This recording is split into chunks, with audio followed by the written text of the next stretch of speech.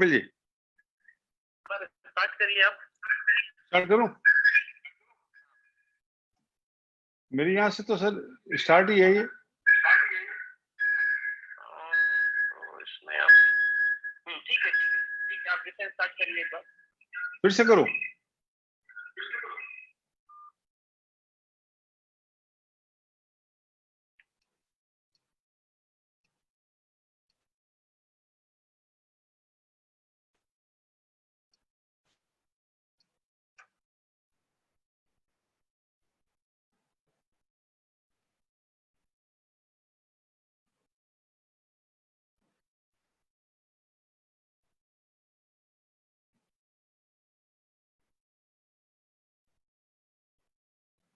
ऊपर आ जाओ, ऊपर आना।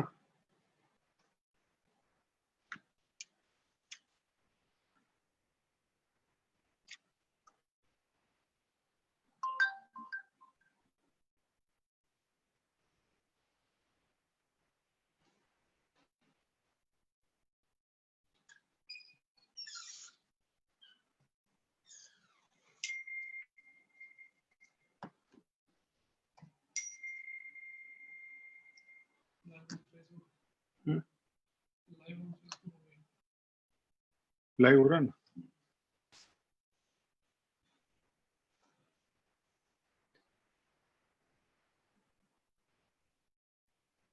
कपिल जी, टेक्नोलॉजी और लाइव हो रही है?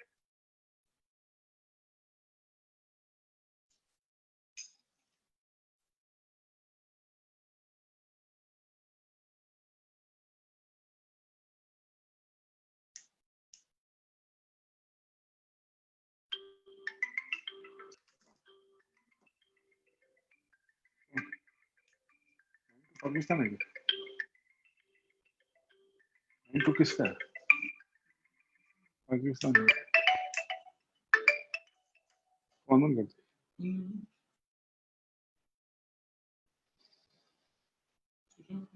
ठीक है। हेलो,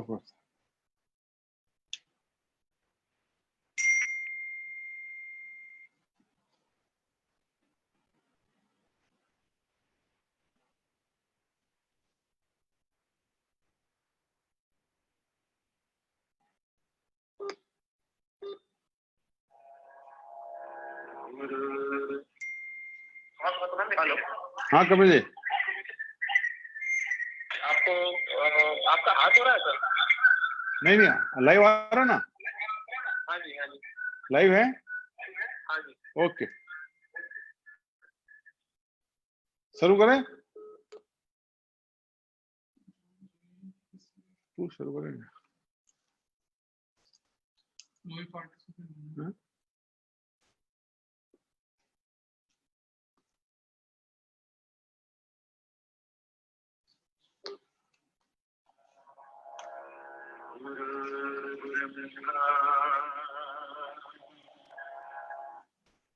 हेलो, कपिल जी आराम करें?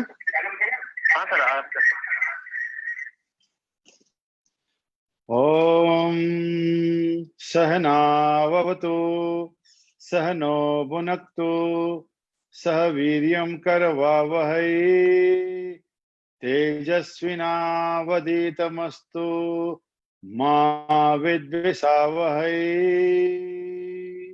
ओम शांति शांति शांति। ओम सदगुरु चरण कमलेभ्यो नमः। माँ भारती के चरणों में वंदन करते हुए और आप सभी का बहुत बहुत हार्दिक अभिनंदन और स्वागत इस कोविड-19 महामारी में। मैं आप सबके लिए स्वस्थ रहने की शुभकामनाएं और प्रार्थनाएं, और आपके भीतर आत्मबल हो, आत्म संयम हो, ऐसी भावना के साथ में आज का कार्यक्रम हम प्रारंभ करते हैं। Discover yoga and astrology.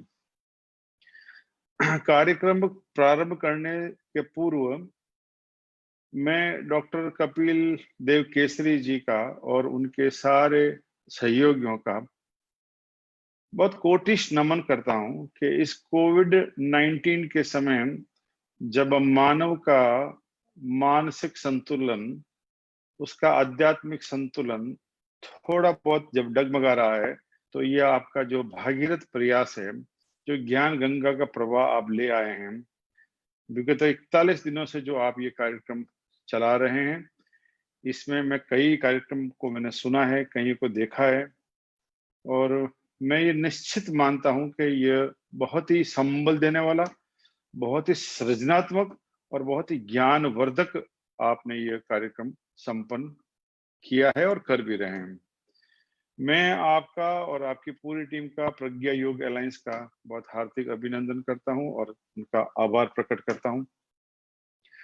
अपनी ये yoga and wellness talk series में जो आज का विषय हमने चुना है, वो बहुत ही नूतन है और बहुत अद्भुत है। और उस विषय की जो जो जो जो खास बात है वो ये है कि ये विषय थोड़ा सा कम प्रचलित है, लोग इस पर कम जाते हैं, बहुत कम लोगों ने इस पर काम किया है। मुझे एक सौभाग्य मिला किसी व्यक्ति के साथ काम करने का, और उसने मुझसे ये जबरदस्ती ये कार्य करवाया कि आप, क्योंकि आप ज्योतिष जानते हैं, तो योग से इसका कोई संबंध खोजिए। तो मैं कई इधर उधर कभी भटकता रहा, खूब चीजें खोजने की कोशिश करी, तो फिर अंत में मेरे को जो है ना, शिव संहिता के द्वितीय पटल में जो भगवान शिव और पार्वती के संवाद की जो प्रथम 4 श्लोक हैं, उन 4 श्लोकों को अगर बहुत गहरे ध्यान से पढ़ें तो उन्होंने मानव शरीर की संरचना को कुछ इस तरीके से बताया है। आप सारे योगा टीचर इसमें हैं, और जो नहीं है उनके लिए बता देता हूं मैं, कि हमारे शरीर में सारे पिंड, सारे ग्रह, सारे पर्वत, सारे ऋषि मुनि, उनके देवता, उन सब की शक्तियां विराजमान है। हमारे भीतर वो सारी क्षमताएं उपलब्ध है जो क्षमता बाहर उपलब्ध है। तो मुझे वहां से एक प्रेरणा मिली शिव संहिता से कि इसके ऊपर कुछ और गहरा पठन किया जाए, कुछ पाठन किया जाए। तो 2 इसके हिस्से पे बात करेंगे। एक इसका वैज्ञानिक हिस्सा, क्योंकि हम लोग विज्ञान में जीते हैं, हर चीज गूगल कर लेते हैं, हर चीज के बारे में अपने पास में बहुत सारी इंफॉर्मेशन भी है। तो मॉडर्न टाइम है, मॉडर्न समय है। तो हम जिस काल में जी रहे हैं, जो ये समय है, जो ये पूरा ब्रह्मांड है, विज्ञान के अनुसार ये 13.8 बिलियन ईयर ओल्ड है।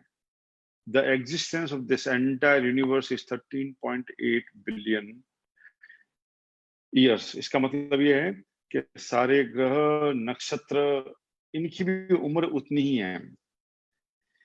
तो जब हमारी उत्पत्ति नहीं थी, उसके पहले भी ये ज्योतिषीय व्यवस्था पहले से उपलब्ध थी, ये ग्रह पहले से उपलब्ध थे। फिर मुझे बताने की जरूरत नहीं है, आप सब लोग जानते हैं कैसे पृथ्वी का उद्गम हुआ, फिर उसमें जीव की उत्पत्ति होती है, फिर पुरुष और प्रकृति का संयोग होता है, और ये सारे ब्रह्मांड की रचना होती है। और हमारे वेदांत नियम के अनुसार भगवती के संकल्प से ये सारा जीवन जो है वो सृष्टि चलयमान है। उसी दरमियान में जब हम किसी से बातचीत करते हैं, जब हम आपसे बात करते हैं, आप हमसे बात करते हैं, तो जितनी तरह की लैंग्वेज हो सकती है उसी में बात कर सकते हैं। तो हमारे पास में अगर इंग्लिश में बात करें तो 26 लेटर हैं, हिंदी में बात करें तो तकरीबन 44 अक्षर हैं। लेकिन जीवन 3 शब्दों का नाम है, लाइफ 4 शब्दों का नाम है। तो जीवन को समझने के लिए मात्र 3 शब्द चाहिए आपको, जीवन। और उसको इंग्लिश में हम बोल देते हैं डीएनए। और डीएनए का मतलब ये है कि DNA is come from the protein, और प्रोटीन आता है एटम से। अब ये हमारी पूरी जो संरचना है, हमारा पूरा जो शरीर है, इसमें तकरीबन आप समझिए 25,000 जीन के साथ हम ये शरीर लेके आए हैं। उन जीन के ऊपर किन किन का प्रभाव है, विज्ञान में जाएंगे तो आपको पता चलेगा इन जीन में क्या है। कार्बन है, ऑक्सीजन है, नाइट्रोजन है, सल्फर है, मैग्नीशियम है, ये सब चीजें उपलब्ध है। लेकिन ये कहाँ से आई है? ये सुपरनोवा से आई है, ये ब्रह्मांड से आई है। We are the part of this cosmic system.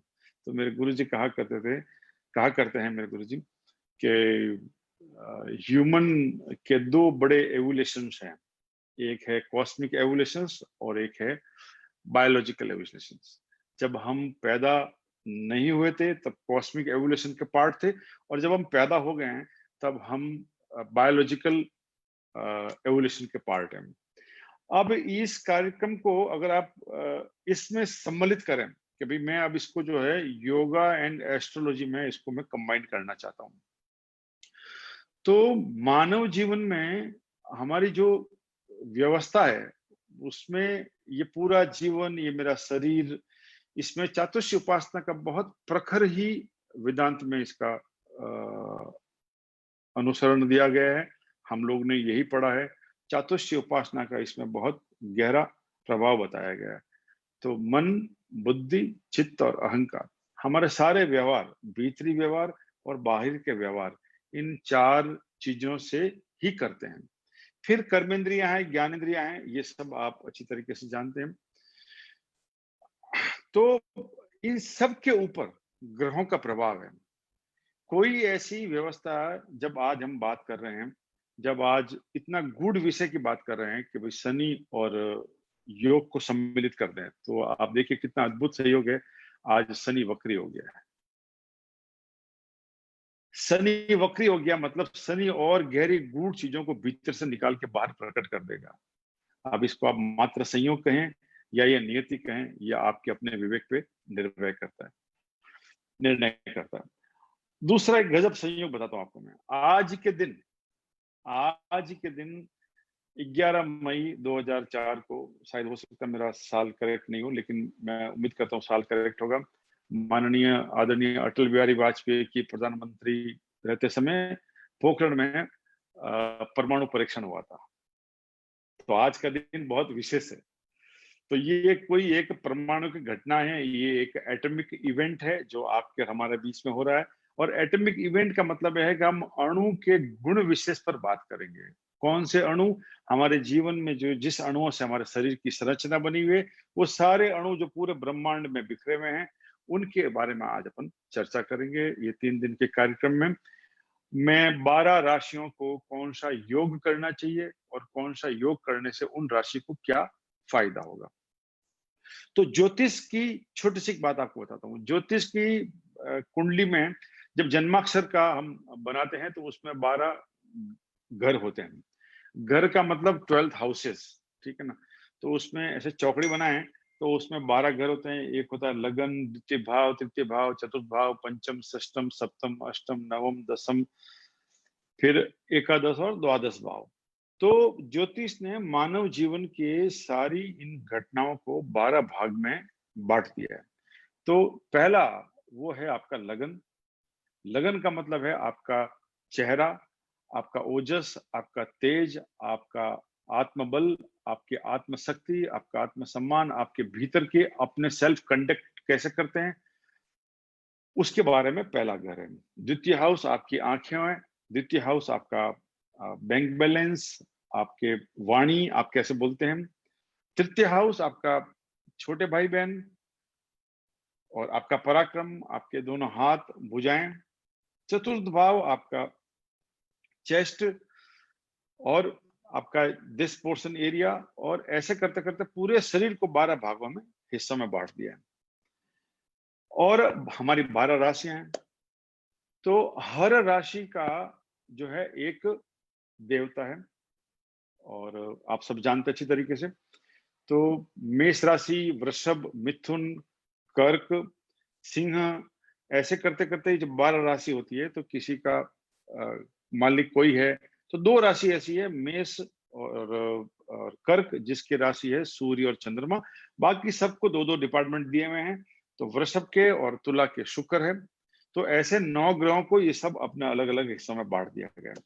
अब यहाँ कैसा देखो, कैसा गहरा एक संबंध स्थापित हो रहा है कि दो राशि मेष और सिंह, इन दोनों के मालिक है, मेष और कर्क, इन दोनों के मालिक है सूर्य और चंद्रमा। अब आप देखिए कि चंद्रमा और सूर्य का योग से क्या संबंध है। सारे हठ योग का जो आधार है वो सूर्य और चंद्र से संबंधित है। चंद्र नाड़ी होती है, सूर्य नाड़ी होती है। सूर्य की शक्तियां हैं, चंद्र की शक्तियां हैं। जैसे सूर्य और चंद्र बाहर प्रभाव करते हैं, वैसे ही हमारे भीतर सूर्य और चंद्र हमारे भीतर प्रभाव देते हैं। जैसे ग्रह बाहर प्रभाव होते हैं, वैसे ही हमारे भीतर उन सब ग्रहों की व्यवस्था पहले से ही उपलब्ध है। तो इसको जितना गहरा ये विषय के बारे में बोले उतना कम है, पर मैं थोड़ा मोटे-मोटे तौर पे आज बताने का प्रयास करूंगा। आज हम सिर्फ राशि पकड़ते हैं, ग्रह नहीं पकड़ते हैं, क्योंकि राशि का भी योग से संबंध है, फिर ग्रहों का भी योग से संबंध है, फिर नक्षत्रों का भी योग से संबंध है। तो कौन से नक्षत्र में एक व्यक्ति का जन्म हुआ है, वो कौन सा योग करना चाहिए, इसकी भी विवेचना उपलब्ध है। लेकिन आज हम सिर्फ 12 राशियों की बात करेंगे। मेरे को बहुत सारे लोगों ने फोन किए कि हम कौन सी राशि देखें, सोलर देखें या जोडियक साइन देखें या मून साइन देखें या नाम से देखें या किससे देखें, क्योंकि नामकरण घर में जो जो बड़ा होता है उनकी तरफ से नामकरण हो जाते हैं। तो बहुत ऐसे दुनिया भर के उलझा हुए प्रश्न हर व्यक्ति के मन में होते हैं। लेकिन सरलतम रूप से समझने की बात यह है कि जिनको ज्योतिष की गहरी जानकारी नहीं है, वो अपने नाम की राशि देखें। और अगर कोई ज्योतिष के बारे में जानता हो कि भाई मेरा मून साइन क्या है, ठीक है ना, तो वो व्यक्ति मून साइन को ही अपनी चंद्र राशि को ही अपनी राशि समझे। अन्यथा आप जो है वो अपने नाम से राशि को समझे, ठीक है ना। लेकिन सूर्य राशि का भारतीय ज्योतिष में उसका प्रभाव नहीं है। हम वेस्टर्न एस्ट्रोलॉजी को फॉलो नहीं करते हैं कि भाई ये जनवरी में पैदा हुआ है, ये कैप्रिकॉर्न है, ये इसमें पैदा हुआ है, ये है। इस तरह का हमारे यहाँ पर कोई व्यवस्था नहीं है। हमारा सारी गणना जो है ना वो चंद्रीय गणना से होती है। तो आप अपने नाम से और अपने जन्म की राशि अगर आपको पता हो तो ठीक है, नहीं पता हो तो आप मेरे को अपना डेट ऑफ बर्थ दे सकते हैं, मैं बता दूंगा आपकी राशि कौन सी है। अब अपन आते हैं कि भाई आपको पहली राशि, सबसे पहली राशि जो है वो अपन लेते हैं मेष राशि। मेष राशि जो है वो उसको इंग्लिश में एरीज कहते हैं। तो उसके रिप्रेजेंटेशन क्या है पहले तो ये समझ लेते हैं। तो एरीज राशि is a technically warrior one. ये कोई विजेता है, योद्धा है, ये इसके हाथ में धनुष है, ये युद्ध को तत्पर है। इसका मतलब ये नहीं कोई लड़ने वाला है, युद्ध को तत्पर है इसका मतलब ये है ये हर एक स्थिति में अपने आप को तैयार रखते हैं, अपने आप को रेडी रखते हैं और हर कार्य करने को उद्विग्न रहते हैं। ये मेष राशि वालों का मूल स्वभाव है। इनकी जो विशेष गणना है, इसकी गणना है कि इनकी इनर स्ट्रेंथ, इनका बहुत बड़ा वैल्यू होता है, इनका विल पावर, इनकी स्टेमिना, इनकी अंदर की गहरी शांति और इनका ज्ञान, ये इनकी वेल्थ है। तो जितने भी मेष राशि के लोग हैं, ठीक है ना, जितने भी इस धरती पर मेष राशि के लोग हैं, ये उनमें कहीं ना कहीं सब इस तरह के आसपास के गुण उनके भीतर पाए जाते हैं। अब मेष राशि वालों को कौन सा योग करना चाहिए और योग करने से क्या होगा? तो मेष राशि वालों को अपने भीतर का आत्मबल जागृत करने के लिए और इस कोविड 19 में अपने आत्मबल को, अपनी मेंटल हेल्थ को, अपने स्पिरिचुअल हेल्थ को और अपने फिजिकल हेल्थ को कैसे स्ट्रेंथन किया जा सकता है, उसमें कौन से योग, आसन, प्राणायाम इत्यादि आपको करने चाहिए। तो अगर मेष राशि वाले व्यक्ति कोई है, कोई लिखना चाहे तो लिख सकते हैं, नहीं तो इसको पुनः वापस सुन सकते हैं आप इसको। तो मेष राशि वालों को करना चाहिए। पहले एक बात और बता दूं, मेष राशि का जो एलिमेंट है ना वो फायर है, तो अग्नि का तत्व है। मेष राशि वाले बहुत फायरिस होते हैं, बहुत उनमें अग्नि होती है, उन्हें बहुत तेज होता है, बहुत ओजस होता है। और जब कभी भी समय थोड़ा सा मंदा होता है, टाइम उनका अच्छा नहीं होता है, आपके आसपास की स्थिति ठीक नहीं है, आपका भाग्य ठीक नहीं है या आपकी दशा ठीक नहीं है या गोचर में भी परिवर्तन हो गया है, आपको कुछ परेशानी हो रही है, और नानक दुखिया सब संसार, परेशानी सबको ही होती है, लेकिन किसी परेशानी से आप ग्रसित हैं तो समझ लीजिए कि आपका जो अग्नि तत्व है वो मंदा पड़ जाता है।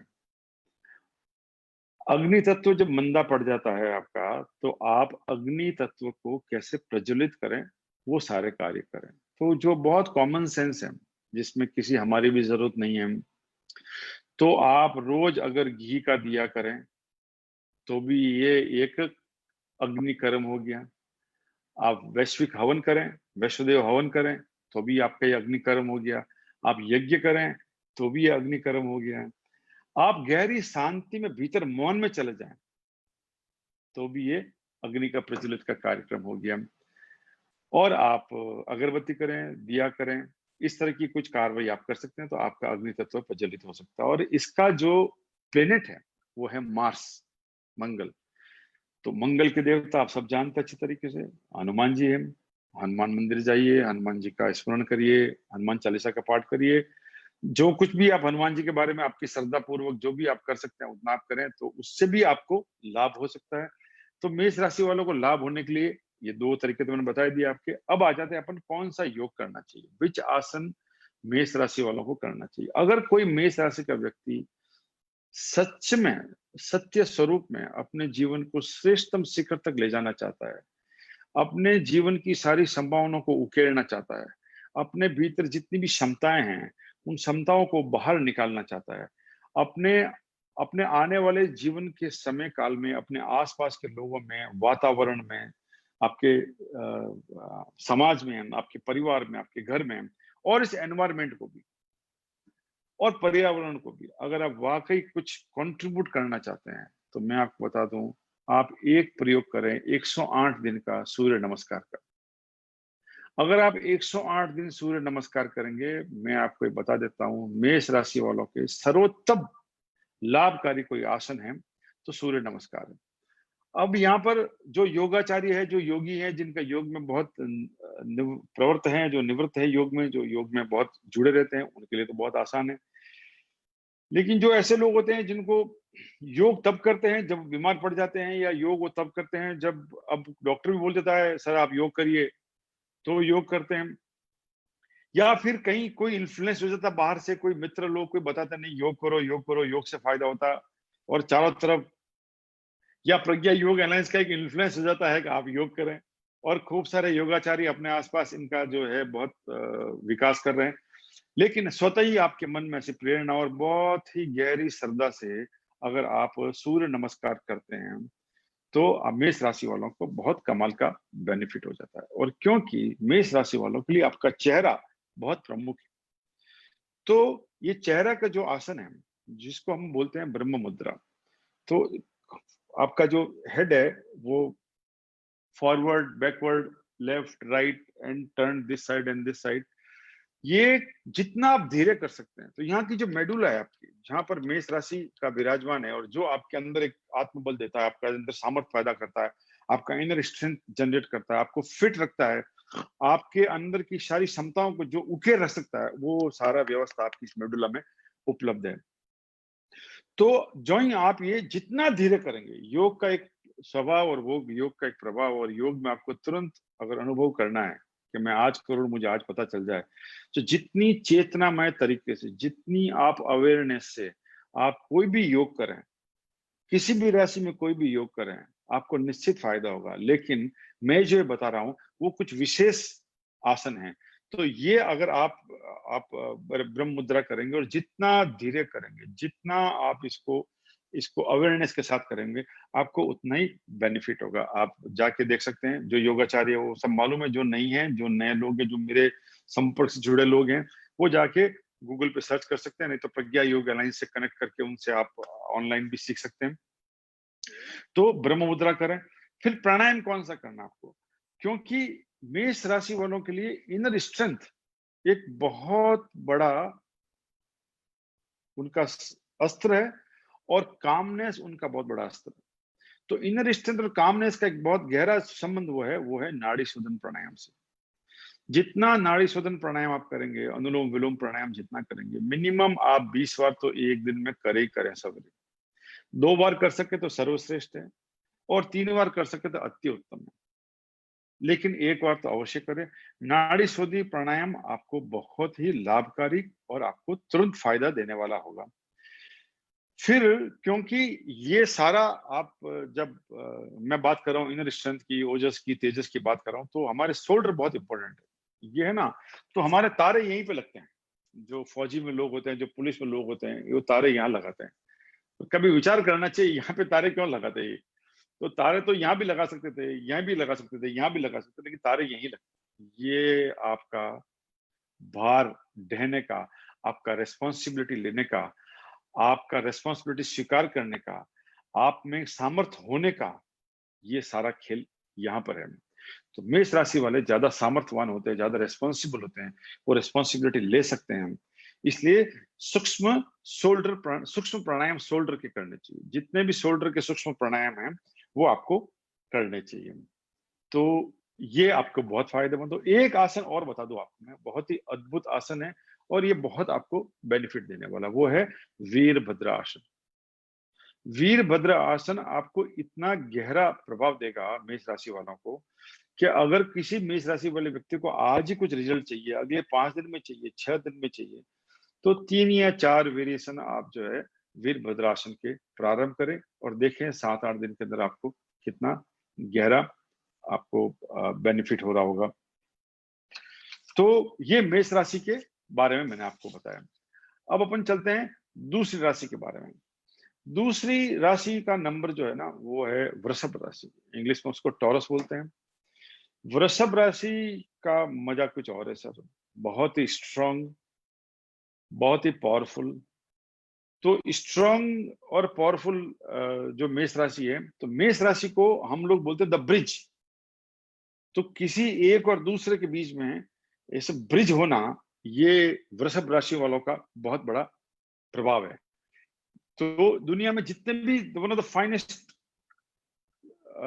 कम्युनिकेटर, दुनिया के वो सारे लोग जो अपनी बात कहीं और पहुंचा दिए हैं, दुनिया के वो लोग जो बात बहुत अच्छी तरीके से किसी को कह सके हैं, और दुनिया में वो सब लोग जो किसी दो अलग अलग धाराओं को जोड़ दिए हैं, वो सब टॉरस है। तो वृषभ राशि इज द ब्रिज।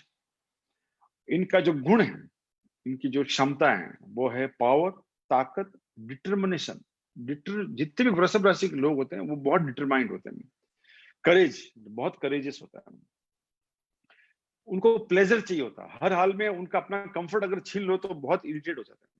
तो प्लेजर चाहिए उनको। उनको ज्ञान का बहुत गजब का कीड़ा होता है। ज्ञानी होना, ज्ञान को अर्जित करना, ज्ञान के बारे में खोजना, और इंफॉर्मेशन, इंटेलेक्ट, इन नॉलेज, उनके बारे में उनकी बड़ी भारी तितिक्षा होती है। तो ज्ञान के बारे में। और चौथा, उनमें इम्यूनिटी बहुत स्ट्रांग होती है। जितने भी वृषभ राशि वाले लोग होते हैं उनकी इम्यूनिटी बहुत स्ट्रांग होती है। तो कोविड-19 में ज्यादातर लोग जिनको कोविड हो जाएगा और वृषभ राशि के हैं, तो निश्चित ही वो जल्दी ही स्वस्थ होंगे और जल्दी वो ठीक हो सकते हैं। मेरा कोई दावा नहीं है, मैं इसकी संभावना आपको बता रहा हूँ। तो जब कभी भी कालांतर में, समय के काल में, क्योंकि हम तो सिर्फ राशि की बात कर रहे हैं, लेकिन और बहुत सारे ग्रह भी होते हैं और बहुत सारे प्लेनेट है, राशियां हैं, देश काल पात्रता है, कहाँ पर आप हैं, किस तरह का माहौल है, किस तरह का वातावरण है, और उसका क्या क्या आप पर प्रभाव पड़ता है। तो जब समय आपके अनुकूल नहीं होगा, चीजें आपकी प्रतिकूल हो जाएगी, तो ये सारी चीजें मोटा मोटी आपके इफेक्ट हो जाएगी। अच्छा, आप ये बात देखिएगा, ये जो मैं बता रहा हूँ, जो हर राशि के जो गुण बता रहा हूँ ना, जैसे इसमें बताया मैंने, पावर, डिटर्मिनेशन, करेज, प्लेजर, विजडम, इम्यूनिटी, ये इसको ऐसा समझिएगा, ये एक जगह ही काम नहीं आता है। आप कोई काम करते हैं उसमें भी इसका कोई बहुत बड़ा योगदान है। आप कोई कम्युनिकेट करते हैं, आप कोई कार्य को संपन्न करते हैं, आप कोई चैलेंज एक्सेप्ट करते हैं, सॉरी, आप कुछ कार्य में संलग्न हैं, आपका कोई प्रोजेक्ट है, आप किसी में इन्वॉल्व है, ये सब में इसका रिफ्लेक्शन है। आप अगर गृहिणी हैं, आप खाना बना रहे, तो उसमें भी एक रिफ्लेक्शन है आपका। आपके लाइफ में कोई क्राइसिस हो गया तो उसमें भी इसका रिफ्लेक्शन है आपका। आपके जीवन में कोई घटना घट रही है, कोई इवेंट हो रहा है, कोई अच्छा हो रहा है, कुछ बुरा हो रहा है, इसमें भी बता दूं आपको मैं, इन सारी क्षमताओं का, इन सारी शक्तियों का जो है वो समावेश है। इसका एलिमेंट है अर्थ, पृथ्वी तत्व का ये मालिक है। और इनके देवता जो है वो शुक्र है। अब देखिए कितना गजब का सुंदर ये विषय है कि जब शुक्र देवता है, तो पहले मैंने बताया मेष राशि में मंगल देवता है, तो हमारी यहाँ व्यवस्था है कि हनुमान जी के पास जाइए, हनुमान जी की आराधना और पूजा करिए। अब मैं आपको बता रहा हूँ कि वृषभ राशि का जो प्लेनेट है वो शुक्र है। तो शुक्र की अधिष्ठाता जो है वो माँ भगवती है, दुर्गा माँ है। माँ भगवती को आराधना करें, उनके चरणों में नमन करें, दुर्गा सप्तशती का पाठ करें, और आप भली भांति जानते हैं माँ की कितनी पूजा करते हैं। हमारे भारतवर्ष तो भगवती मेरे ख्याल से एकमात्र देश है जहाँ देवी का कन्या पूजन होता है। तो कन्या पूजन करने का मौका कभी ना छोड़ें। जीवन में जब कभी भी मौका है, नवरात्रि का समय है, तो जरूर से जरूर आप कन्या पूजन करें। और वृषभ राशि वाले तो जरूर ही करें। तो कन्या पूजन करना, अपनी माँ का बहुत सम्मान करना, अपनी पत्नी का सम्मान करना, अपनी बहनों का, अपने घर के आसपास के लोगों का, अपने सारी मातृशक्तियों का बहुत गहरे मन से उनका स्मरण करना और उनको नमन करना, ये बहुत ही सरल है। और आप, मैं निश्चित ही आप सब लोग करते होंगे। तो ये एक व्यवस्था हो सकती है वृषभ राशि वालों को बेनिफिट। और एक कभी कार्यक्रम करेंगे कपिल जी के कौन सी राशि वालों के कौन सी समस्याओं में क्या देवताओं, कौन से देवताओं को क्या प्रयोग करने चाहिए, वो कभी अपन और कभी बात करेंगे। मुझे बात करते करते बहुत अच्छा लग रहा है।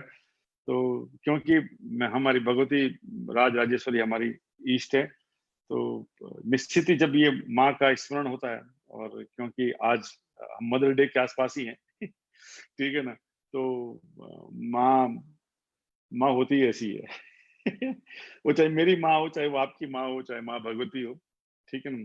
तो एक शब्द है कि मेरी कविता का हिस्सा है कि मैं आया या मैं आया, माँ, माया और माँ, मेरा आना और माँ का होना, तो मैं आया, न माँ होती न मैं होता।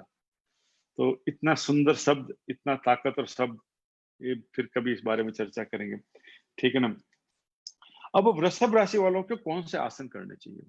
वृषभ राशि वालों को जो सबसे प्रमुख आसन है, जो उनको इमीडिएट बेनिफिट देगा, वो है धनुरासन।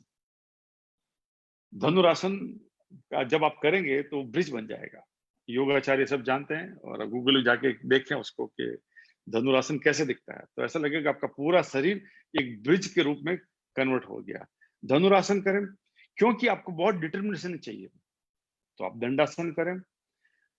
वो तो क्योंकि आपको बहुत सारा इम्यूनिटी सिस्टम चाहिए, तो फिर आप जो है ऊर्ध्व हस्त आसन करें, हाथ को ऊपर ले जाके। और क्योंकि आपका इम्यूनिटी सिस्टम बहुत अच्छा होना चाहिए, तो आप उपविष्टा कोण आसन करें, ये आपको लिए बहुत बेनिफिट होगा। और प्राणायाम करने के लिए, क्योंकि ये माँ, हमारा जन्म नाभि नेवल से होता है, माँ का हमारा संबंध नाभि से है, तो कपाल भाती प्राणायाम करें, सांस को भीतर धकेले। जितना सांस को आप भीतर धकेलेंगे, जितनी कपालभाति का आप प्राणायाम करेंगे, उतना वृषभ राशि वालों को बहुत फायदा होगा। अभी ये जब मैं ये बता रहा हूं, तो इसका मतलब ये नहीं है कि सिर्फ वृषभ राशि वाले ही कपालभाति करें। ये भाई ध्यान रखना, इस कार्यक्रम का कोई ये आयोजन नहीं है, और इसका मेरा कोई प्रयोजन भी नहीं है, और प्रज्ञा योग अलायंस का भी कोई ये मंतव्य और गंतव्य नहीं है कि यही आसन करें आप। सारे आसन सारी राशियों वाले कर सकते हैं। मैं आपको विशेष कर बता रहा हूं कि ये आसन करने से इस राशि की जो तत्व है वो कैसे एक्टिवेट होंगे। तो इसका जो वैज्ञानिक दृष्टिकोण है वह पकड़िएगा, बाकी इसको किसी और दृष्टि से इसको आप किसी को पकड़ने का प्रयास नहीं करिएगा। तो कपालभाति प्राणायाम करने से आपका नेवल कॉन्शियसनेस इंक्रीज होगा, नाभि आपके भीतर जाएगी। और जो योगाचार्य है वो तो सब, उनको तो मालूम ही है, वो करते भी हैं। और जो योगाचार्य नहीं है वो प्रज्ञा योग अलायंस में और भी जितने भी योगाचार्य, उनसे आप संपर्क कर सकते हैं और उनके साथ आप अपना ज्ञान अर्जित कर सकते हैं। ये सब मेरे ख्याल से ये व्यवस्था उपलब्ध होगी। अब अगला अपन चलते हैं, तीसरी राशि है जेमिनी राशि, मिथुन। मिथुन राशि जो है वो आप जितने मिथुन राशि वाले लोग हैं, इसको हम बोलते हैं द ट्विन। ये दो दो चीजें, तो डबलिंग, एवरीथिंग इज डबलिंग। कि आप एक हैं तो आपके पास वो दो हो गया, तो बोले 1 रुपया है तो आपका 2 रुपये हो गया, तो डबल वेल्थ। तो दुनिया के सारे व्यापारी, ज्यादातर जो पैसे वाले लोग होते हैं वो मिथुन लगन के होते हैं। तो डबली मतलब ट्विन मतलब एक्सेस। तो मिथुन लगन के लोग, मिथुन राशि वाले लोग, उनको हमेशा ही जो है वो एक्सेस चीजें उनके जीवन में रहती है। उनका जो इनर पावर है, जो उनकी स्ट्रेंथ है, वो है उनका मेटाबॉलिज्म, उनका इंटेलेक्ट उनका इनर विजडम, उनका पेशेंस, उनकी कामनेस, उनकी लॉयल्टी, उनका क्रिएटिविटी और उनका कम्युनिकेशन, ये उनका बहुत बड़ा पावर है। जितने मिथुन लगन के लोग होते हैं, मिथुन राशि के लोग होते हैं और मिथुन लगन के लोग होते हैं, उनका ये किसी भी कार्य में, हर बार बोलता हूँ कि एक राशि की जो मैं आपको गुण तत्व बता रहा हूँ, जो गुणात्मक शक्तियां बता रहा हूँ, ये सब जगह वो इम्प्लीमेंट होता है। वो जब चाहे बात करे, वो चाहे काम करे, वो जब खाना बनाए, वो जब अपना व्यापार करे, जब वो नौकरी करे, जब वो किसी से कुछ व्यवहार करे, प्रत्येक जगह पर इन सब का जो गुणात्मक सहयोग होता है, वो उसमें व्यक्ति के जीवन में आता रहता है, आता रहता है, आता रहता है। तो ये उनका स्ट्रेंथ होता है। ये मैं इस कार्यक्रम में कोई खराबी नहीं बता रहा हूँ। ऐसा नहीं है कि सब में अच्छा ही अच्छा होता है। तो कुछ-कुछ उनमें जो है वो अवगुण भी होते हैं, लेकिन वो फिर चर्चा अपन कभी बाद में करेंगे। आज सिर्फ गुणात्मक चर्चा करते हैं, सकारात्मक चर्चा करते हैं। तो ये ये सारा आपका जो एलिमेंट लेवल है, इसको कैसे स्ट्रेंथन करें और मिथुन राशि वाले और मिथुन लगन वाले लोग अपने जीवन को कैसे श्रेष्ठतम करें, उसमें योग कैसे एक बहुत गहरा प्रभाव डाल सकता है, उसके बारे में बात करते हैं। इसका एलिमेंट है एयर, वायु जो है इसका तत्व है।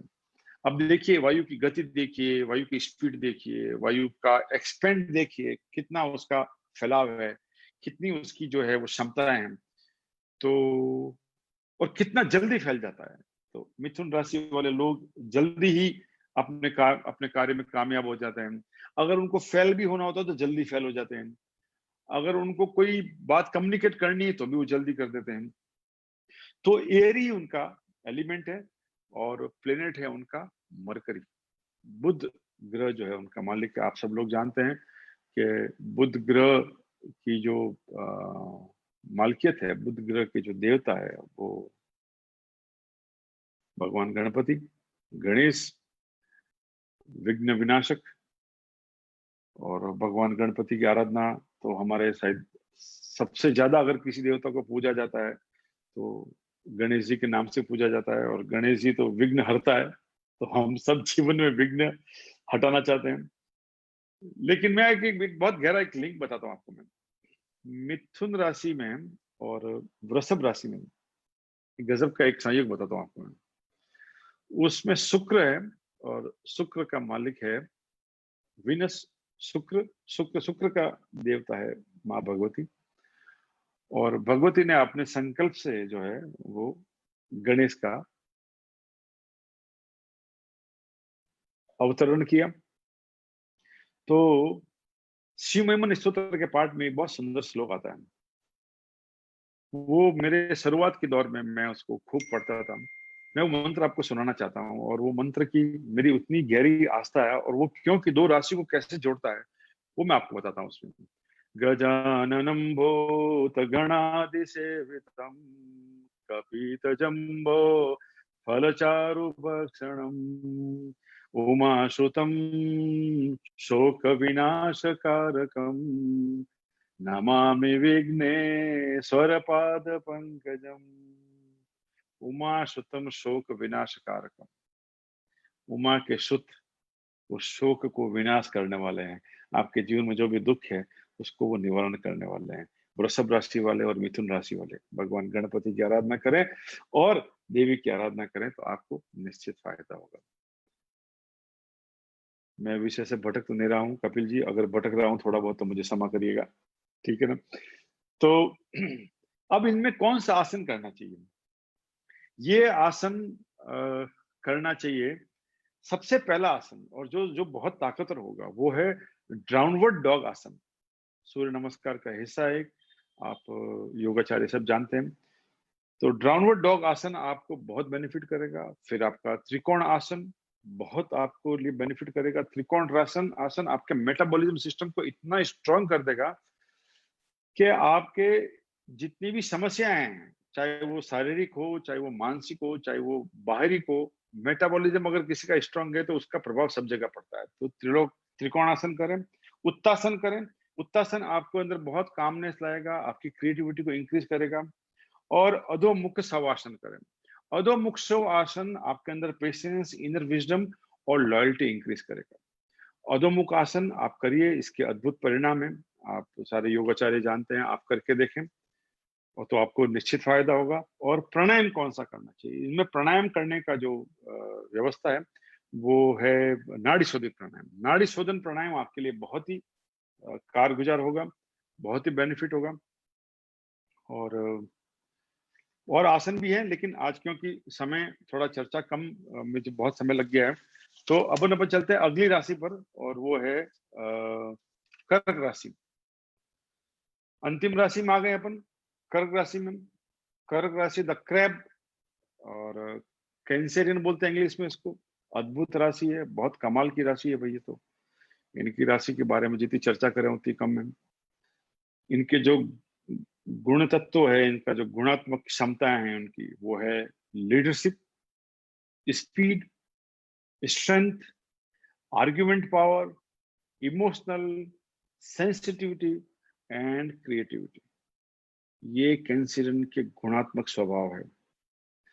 इसमें व्यक्तिगत रूप से कर्क राशि को सबसे उच्च राशि मानता हूं, क्योंकि ये ज्योतिष की गणना में अगर सबसे क्लिष्ट कोई राशि है और सबसे क्लिष्ट कोई लगन है तो कर्क लगन है। इनको समझना, इनके बारे में जानना, इनके बारे में भविष्यवाणी करना, और इनकी, क्योंकि ये इतना सेंसिटिव और इमोशनल है और उसके साथ ये क्रिएटिव है, इनमें एक आर्गुमेंटल पावर है, इनकी स्पीड आप कंट्रोल नहीं कर सकते। लीडरशिप कैपेसिटी इसमें बहुत अमेजिंग होती है। ये जहां भी होते हैं, जिस स्तर पर भी होते हैं, ये बस नंबर 1 ही होते हैं। ये बहुत ही अद्भुत राशि है, और मुझे व्यक्तिगत रूप से राशि बहुत पसंद है। और इनका एलिमेंट है वाटर, जल तत्व। जल तत्व, तो जल हमारे जीवन का 70% हिस्सा है। तो आप समझ लो कर्क राशि वालों का आपके जीवन में 70% कंट्रोल होगा। ये मेरा अनुभव है। ये कोई फॉर्मूला नहीं है, और ये कोई मतलब एस्टेब्लिश कोई रूल नहीं है।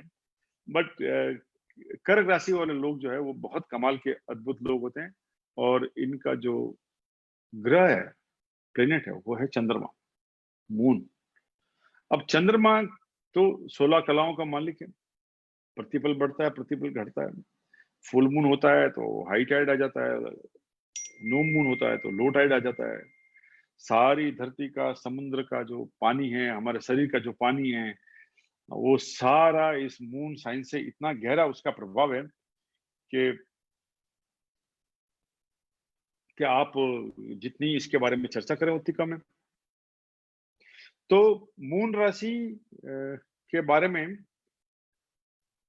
मून मून राशि नहीं, मून हो गया ग्रह। तो चंद्रमा ग्रह के बारे में जितनी भी विवेचना करेंगे उतना कम है। और चंद्रमा राशि के जो भगवान है, ठीक है ना, कौन कंट्रोल कर सकता है चंद्रमा को भाई? चंद्रमा को कंट्रोल करने वाले भगवान शिव, और किसी के बस की बात नहीं है। तो कैंसरियन को भी कंट्रोल करने के लिए महादेव चाहिए भाई। महादेव से कमतर कोई कर्क राशि वाले जो है वो नियंत्रण में नहीं आते। तो महादेव ने भी क्या करा कि चंद्रमा को सर पे बिठाया अपने। फिर कभी बताएंगे ये क्या कहानी है, क्यों चंद्रमा जो है, चंद्र कलाधर क्यों है भगवान शिव। तो जिनको अपना चंद्रमा कंट्रोल करना, उनको नित्य भगवान शिव की आराधना करनी चाहिए। जितना गहरा भगवान शिव की आराधना करेंगे उतना गहरा आपको, और शिव से बड़ा कोई योगी नहीं। महायोगी सबसे योग के उत्तम शिखर पर, योग का जो उत्तम से उत्तम शिखर है, वहां पर कोई बैठा है तो महायोगी भगवान शिव बैठे हैं। और जहां पर हमारी सारी चर्चाएं की शुरुआत है, और जो चर्चा हम कर पा रहे हैं आज, उनका भी कारण भगवान शिव ही है। भगवान शिव की जो शिव संहिता है, और शिव के बारे में तो आप सब जानते हैं अच्छी तरीके से। तो इनके कौन कौन से आसन हैं? तो सबसे पहला, भगवान शिव के गले में क्या है भाई? भगवान शिव के गले में है भुजंग। तो भुजंग आसन, भुजंग आसन आपकी लीडरशिप कैपेसिटी को इंक्रीज करेगा। फिर आपका दंडासन, दंडासन आपके जीवन में स्ट्रेंथ को स्ट्रेंथन करेगा। फिर पश्चिमोत्तासन, पश्चिमोत्तासन आपके आर्गुमेंटल पावर और आपके इमोशनल पावर को इंक्रीज करेगा। फिर ऊर्ध्व हस्त आसन, ये आपकी सेंसिटिविटी को कंट्रोल करेगा। और कौन सा प्राणायाम करना चाहिए? उज्जयी प्राणायाम करना चाहिए। उज्जयी प्राणायाम कर्क राशि वालों को तुरंत ही लाभकारी है। आज 4 राशियों के बारे में चर्चा करी। मैं उम्मीद करता हूं समय भी बहुत ले लिया मैंने, और मैं उम्मीद करता हूँ आपको ये कार्यक्रम पसंद आया होगा। और पुनः मैं प्रज्ञा योग अलायंस का बहुत आभार व्यक्त करता हूँ, और आप जितने भी लोग अभी देख रहे हैं और जो बाद में देखेंगे, उन सब की शुभकामनाएं, उनका स्वास्थ्यवर्धक हो, स्वस्थ रहें और अच्छे से रहें, और कोविड-19 में घबराएं नहीं, और अपना मेंटल हेल्थ, अपनी स्पिरिचुअल हेल्थ और वेल्थ दोनों मजबूत रखें, और प्रज्ञा योग अलायंस के इस कार्यक्रम में ज्यादा से ज्यादा लोगों को जोड़ने का आप प्रयास करें, और निश्चित ही आप इसको लाभ मिलेगा। आगे आने वाले कार्यक्रम भी बहुत अच्छे मिलेंगे। कल हम फिर मिलेंगे इसी समय, शाम को 4 बजे से लेके, जब तक अपन चर्चा कर पाएंगे तब तक अपन इस बारे में चर्चा करेंगे, और इसके साथ ही अपन इस कार्यक्रम को विराम करते हैं। ओम सहना भवतु, सहनो भुनक्तु, सह वीर्यं करवावहै, तेजस्विनावधीतमस्तु मा विद्विषावहै। ओम शांति शांति शांति। थैंक यू सो मच सभी लोगों का। मैं आपका भी बहुत बहुत आभारी हूँ बाबा व्यास जी, आपका बहुत बहुमूल्य समय आपने दिया। और ये चर्चा अभी जैसा कि आपने बताया अगले 2 दिन तक चलने वाली है, तो आप सभी लोग इससे जुड़िए और आप बाकी लोगों को भी जोड़िए इसमें ज्यादा से ज्यादा, ताकि उनको भी लाभ पहुंचे। क्योंकि आज के समय पर बहुत ढेर सारी योग की क्लासेस चल रही हैं और बहुत ढेर सारे आसन है, 84 लाख आसन है, प्राणायाम है, मुद्राएं हैं, बंद हैं। तो यह बेहद जरूरी है कि हम किस प्रकार से अपने योग का जो एक क्रम है, वो लेसन प्लान कैसे डिजाइन करें और किन चीजों का हम अभ्यास करें। आप सभी लोगों का बहुत बहुत धन्यवाद। कल हम इसी समय मिलेंगे 4 to 5। Thank you sir.